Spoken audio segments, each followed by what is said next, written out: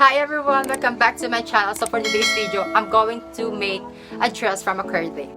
Hindi ko na po papatagal. First of all, hindi po ako nagsasayang ng curtain because the curtain is already destroyed by a washing machine.